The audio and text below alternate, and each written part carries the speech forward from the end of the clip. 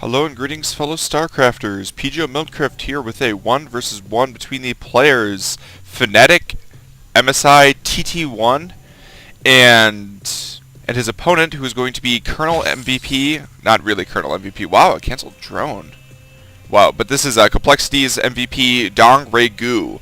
And this is from the Intel Extreme Masters event that was in New York that happened just this past weekend, which I'm not exactly sure when I'm uploading these videos, but hopefully pretty soon. But it did happen the weekend of the, what's the date? The 17th, I suppose. So right around there, and actually, wow! Okay, so canceled drone, and all of a sudden DongRaeGu has decided to 6-pool. Wow, I've not actually witnessed a 6-pool. I've definitely not casted a 6-pool. I have seen July's Zerg 6-pool and actually fail, and then 6-pool again. Now the question is TT1 going to go ahead and scout this? And it looks like he is actually going to be able to scout this, as his probe has gone the correct direction the first time. Meanwhile, DongRaeGu does not actually know where his opponent is. His overlord is headed the correct direction, but he's going to have to find it with his drone. So actually, DongRaeGu is going to be in a severe disadvantage right now, as TT1 is going to see, oh my god, there is a pool that is just finishing right now. He's built his pylon out here, so he can't build. So he can't, wall himself in right here and put cannons behind it. But first of all, DongRaeGu still has to go the correct direction. He's sending a drone up here to see exactly where TT1 is. And on top of that, you can also micro your workers in terms of being on the defensive. I didn't have time to do any background or anything on these players, or at least not very much, so I'm just going to go ahead and jump to the action, and next game I'll go cover it on background and just try to catch up onto that. So you can see TT1 isn't even going for a gateway right now. His goal is to just get down cannons and to get as many probes out as possible so that his probes can micro against the Zerglings. Looks like his probe has met some of the Zerglings. I'm not sure though. It's actually possible that probe gave away where his opponent was, as this overlord is now actually quite in the correct direction yet. It's possible he should have ran the probe in the upper left corner in order to try to catch him that way.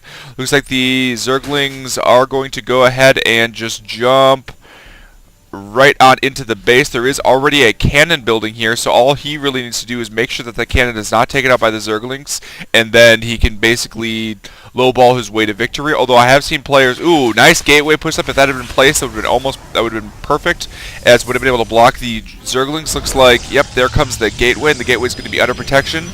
DongRaeGu now realizes that his pool has failed. So what he's been doing is he's actually been droning up. So he's got, 11 drones right now. He gets 2 free kills right here, and he's going to have map control for a large period of time. Now, that does not mean that he's not severely behind, and he has supply blocked his opponent as well. It does not mean that he's not severely behind in this case, but it does mean that he is on his way towards coming back into the game.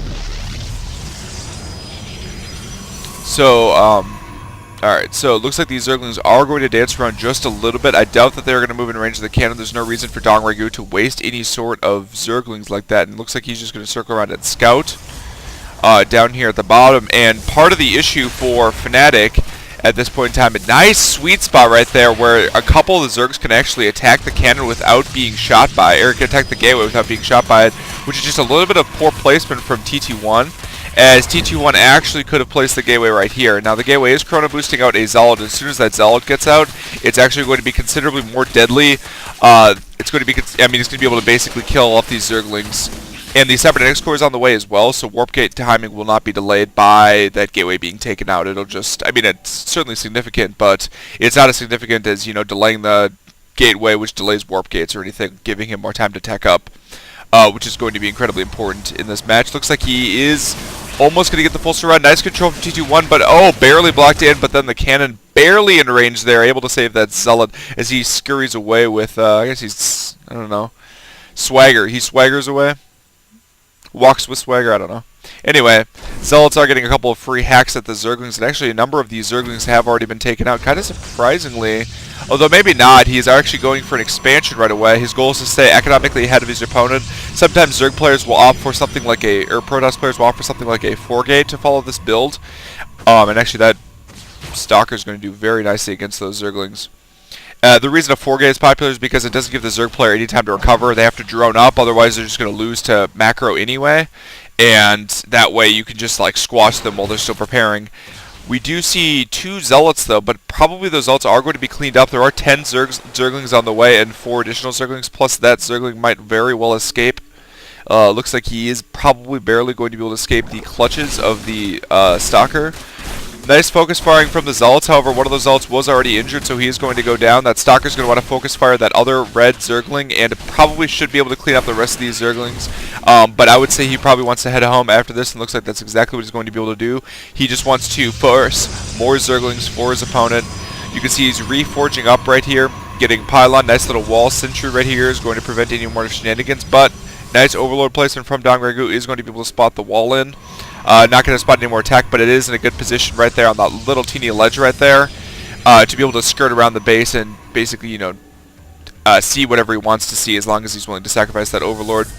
Looks like those Zerglings are getting through. Nice force field, though, able to stop that. That's actually almost perfectly placed right now. And there is a Stalker and a Sentry, so I'm kind of confused as to why. It looks like DongRaeGu is actually just going to go transition into a Ling all-in at this point, which might be effective because the force field wears off and he gets into the base as well as speed is completed. He's going to want to build another building almost immediately in order to be able to cover this up. He actually doesn't have the minerals right now, but he's definitely going to want to try to get another building into there. He does have Warp Gate down, so all of his buildings are going to just transition to Warp Gate right now. There are only 5 links into his base, which is not the end of the world. But he's definitely going to want to deal with these links. He already has a replacement pylon up, he has a cannon up front, and he has some sentries from behind to make sure he's not taken out immediately from DongRaeGu by this.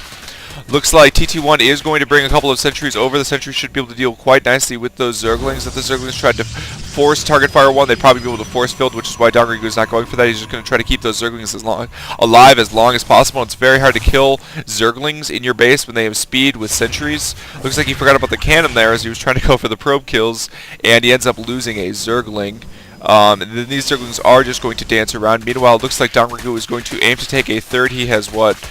19 Zerglings circling around right now. 19 Zerglings and 8 destructible rocks, of course. Never forget about the destructible rocks. Meanwhile, these Zerglings are causing all sorts of havoc, which is, when you 4-gate or 5-gate after being rushed so early, I mean, that's part of the advantage of it is, you don't have to deal with this kind of crap, is you kind of just end the game quickly, and, the Zerg player can't really mind game you to get back into the game, although it is still unlikely at this point. You can see that TT1 is up 16 supply right now, so he's doing quite well after having held off that initial 6 pool, and should be in line for some sort of mid-game push, I would guess is what he's aiming for. It's hard exactly to tell. I believe he's at 3 gateways only, which is fairly low at this point in time, but he does bank a lot. He has banking a lot of minerals, so very easily he could go up to 6, 7 gateways. It looks like that's exactly what he's going to be doing. 7 gateways, looks like. 8th gateway? 8th gateway. Wow, that Overlord is only going to see 2 of those gateways, but they're all right next to each other, so his opponent should be able to spot that, and as soon as those gateways fill up, he probably is going to want to fill up these gases as well, and that's exactly what he's going to be doing. He's going to blow up this pylon, and he's going to go ahead and push out and most likely be able to kill DongRaeGu unless DongRaeGu can create some sort of sufficient defense. Evidently that pylon wall was not tight. It's just barely a little bit of space there, but the Stalker is actually too big to fit through, so he's going to go ahead and have to blast that.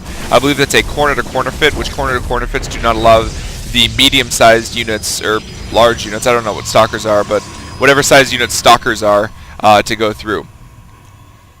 Looks like these Zerglings are going to hang out, and oh my god, that is so many spine crawlers for DongRaeGu. What is that, 8 spine crawlers right now going down? Wow. So actually, TT1 probably is going to be able to recognize this. Look at that supply count difference, though. I mean, wow, he is up 40 supply, and it looks like he's actually just going to take a third. I'm not sure if he's anticipating the spine crawlers or if he is just deciding that he would like to delay the push and try to take a third. No, it looks like he is going to move out, and he wants to be prepared to be able to take a third. Now, one big thing about this push is that +1 weapons is already finished, which means that Zealots actually hack Zerglings to death in 2 hits instead of 3.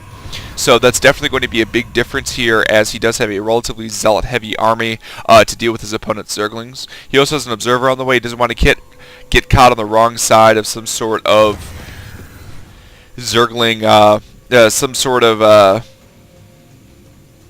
oh, looks like there's going to be a counterattack here. Sorry, I'm going to have to finish that thought later. Zergling counterattack is going to take out a pylon. Looks like a Zealot is going to go ahead and warp in here and go ahead and 2-slice these Zerglings to death. He is going to take out 3 Zerglings before they even finish the pylon. That pylon is going to have to be replaced. Luckily, it already has been started, and this last Zergling is going to bounce around just a little bit. on a Roach Burrow is what I was talking about. He doesn't want to get caught with. That's why he's getting an Observer, because Roach Burrow can be quite deadly to Protoss players who are not prepared. Of course, as we know, TT1 or DongRaeGu went for his favorite Mutalisks, and so TT1 is going to be well prepared against that. He is going to see so many Spine Crawlers. How many did he only caught 6 of them, and it already got him to turn around. He might engage. Sees even more. Look at that. Oh my god, that is so many Spine Crawlers. It's like 15 Spine Crawlers. Looks like he is actually just going to go straight into it. Probably going to back off now and go ahead and check to see if his opponent has a third. And what happens is, because DongRaeGu actually spent so many minerals on these Spine Crawlers, he can actually go ahead and take a third and probably even a fourth. And the only thing he really has to worry about is these Mutalisks, which is pretty significant. And actually, those Mutalisks are going to go ahead and pick off. Oh, it looks like they are going to whiff on that probe, actually. And looks like TT1 is going to go ahead and head home. Probably Colossus Attack is going to be the wise move. Those Mutalisks are getting a number of probe kills right now. They did take out the cannon almost immediately. That Sentry didn't even Guardian Shield for his poor Stalker buddies. And actually, he's going to go ahead and attack here, so it is going to be a counterattack. He's got a Guardian Shield up, which is helping delay the damage a lot, and the Zealots are doing a very nice job tanking the damage. And DongRaeGu really doesn't have any sorts of forces behind this, so he's going to go ahead and pull the drones. Some nice force fields are going to come across from T21 and are going to stop the majority of those Zerglings from coming across. Very well placed right there. You know, he doesn't have to worry about covering the areas that are already covered by these Spine Crawlers. So it looks like TT1 is just going to be able to muscle his way through all of these Spine Crawlers, this massive mineral investment that ended up proving frivolous, as he ended up just being able to just blast his way through it with massive amounts of Stalkers and Zealots. So it's a very nice choice on his to be able to counterattack. It's very brave to be able to counterattack when the Mutalisks are doing so much damage to your probes, and now he's just going to have to fight off the Mutalisks. One thing he's probably going to want to do is target fire a number of the Zealots onto the hatchery, which is exactly what he's doing to make sure he takes out the hatchery in case his attack is cleaned up. And looks like he is going to be able to take down the hatchery, but I think almost all, if not all, of these Mutalisks are going to go down as well. Meanwhile, he does have a decent amount of workers still mining at his 2 bases. He did cancel his third, or the Mutalisks forced the third. I did not see which. And just barely, DongRaeGu is going to be able to hold that off, but he's down to 6 Mutalisks. The Zealots have now taken out a Queen as well, and the Zealots are dealing a decent amount of damage to the Zerglings as well. As Zealots are actually going to want to start target firing drones. Looks like they're on auto attack though, or maybe he was controlling them, but he didn't decide to control them too much. DongRaeGu does have a hidden third up here, however that did take a little bit of damage from a Zealot attack, it looks like, from the top as well. Meanwhile, these Stalkers are going to go ahead and engage these Overlords and go ahead and take them out. That was just a missed rally by DongRaeGu, and it's important to see exactly which direction either player is going to take in this case, as neither player really has much of an economy. If we go to the Income tab, we can see that TT1 is in fact ahead on Harvesters and equal on bases. And wow, they're both just so starved for minerals right now. You can see that, like, their mineral income, I mean, what is their income per minute? Actually, 1,100 isn't horrible income per minute, but he just has so many things to spend it on. He's getting a Twilight Count, so my guess is he's going to be going for Blink. After he gets Blink, I would guess that he would go for one more attack. One more thing I should note that was definitely extremely important in that attack was the fact that he did have +1 weapons. +1 weapons help those Zealots so much because they add 2 damage every time the Zealots attack, not to mention the Sentries and the Stalkers. Looks like TT1's actually going to send those Stalkers pretty quick back up. We do have nice Stalker placement over here, able to pick off transferring drones onto the hidden base. Meanwhile, Mutalisks are taking out so many probes. Did he not notice?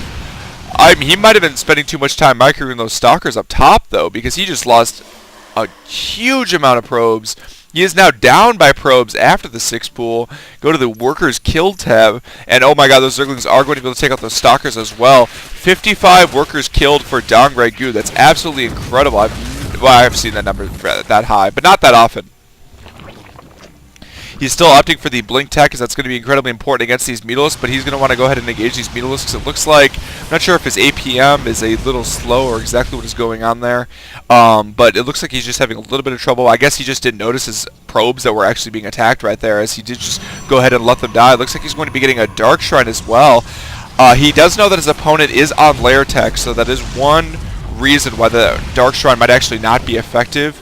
But it's kind of a 2-pronged attack. If you can snipe all of the Overseers, or hit them while they're morphing or something like that, and have the Dark Templars just kind of run in, then you can deal a lot of damage. On the other hand, if you just run a Dark Templar into this base, which might be exactly what he's planning, but it's already low on hit points, you can go ahead and take it out. You can take out some drones, or you can take out the Queen as well, and just kind of destroy everything up there. without too many losses. Looks like another Mutalisk counterattack is going to come into TT1's base and destroy even more probes.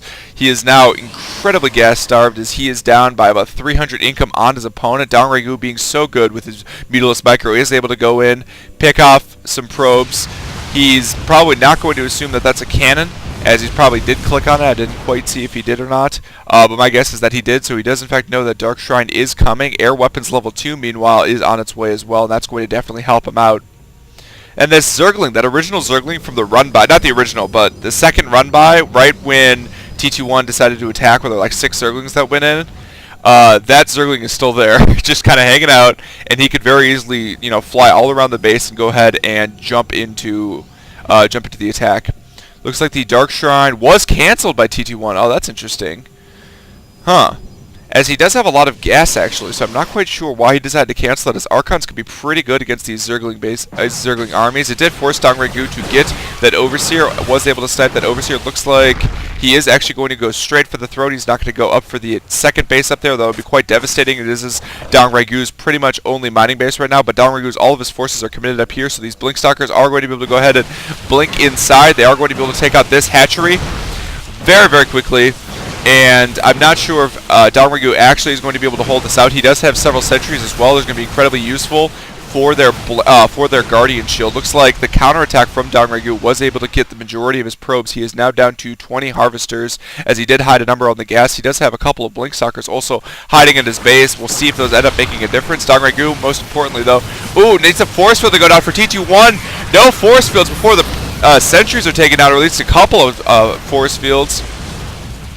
TT1's going to have to micro his Stalkers like a boss right here to make sure that they're not all taken out. Weapons level 2, luckily, is not quite finished for him. He's going to want to blink down off of the cliff. Nice job on his part.